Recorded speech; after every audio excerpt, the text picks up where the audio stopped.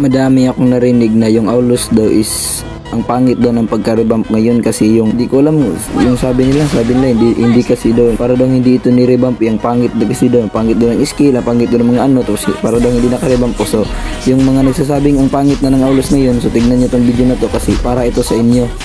Bago natin ituloy yung video, pakipindot muna ng follow kasi malapit na yung magka 400 followers. So yun lang. So by the way, trio nga pala kami dito, kasama ko dito yung Sun tapos yung Binibir.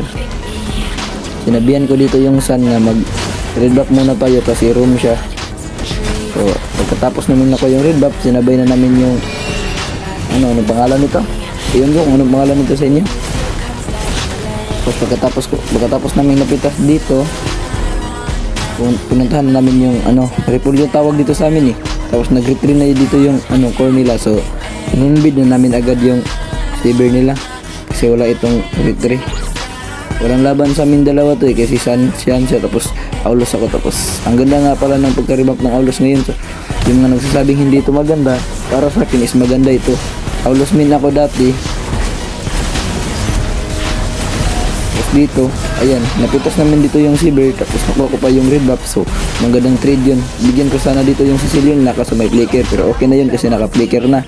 By the way guys, isa day ko kabisaya nga bata nga content creator nga nagplano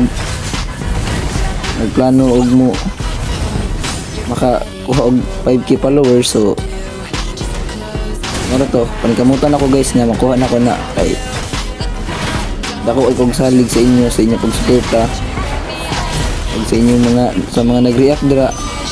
Padayon lang mo sa inyo pag-react kay nagsugod diri og hatag og diamond karon. So basig kamo na akong mapilian sunod. So tagaan ta mo. So diri guys, ulti ko tapos basta nanap. Tapos sinabihan ko na sila guys na mag-load tapos yung turtle tapos yung sanil namin guys basta bunol hirap magtagalog tapos nag-turtle na kami dito guys. So yan, kinuha namin yung turtle dyan tapos nabigyan namin dyan yung turtle basta nakuha ko dyan yung turtle.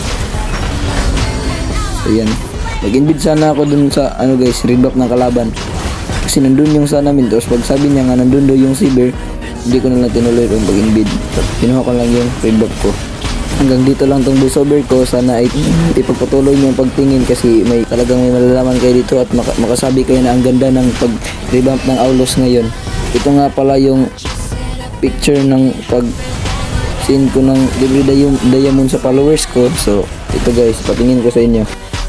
Comment lang kayo extra para mabigyan ko din kayo. So yun lang guys.